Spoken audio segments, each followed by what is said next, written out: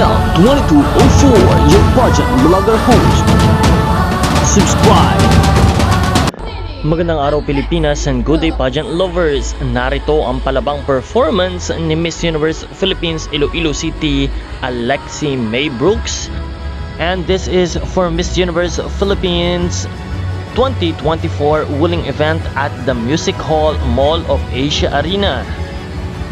Bagaman hindi nakapasok sa top 5 ng Miss Universe Philippines Wuling Runway na nangyari kahapon, ay talaga namang makikita kung gaano kadeterminado at kapursigido si Miss Universe Philippines Iloilo City, Alexi May Brooks. Patuloy pa rin ang kanyang improvement at ang kanyang consistency sa magandang pagtatrabaho para sa Miss Universe Philippines competition.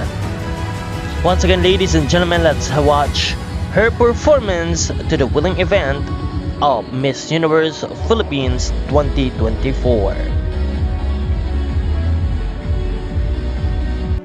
Maraming salamat sa iyong panonood at panatilihing nakatutok sa channel na ito for more updates. Panatilihing nakasuporta kay Miss Universe Philippines Iloilo City, Alexi May Brooks.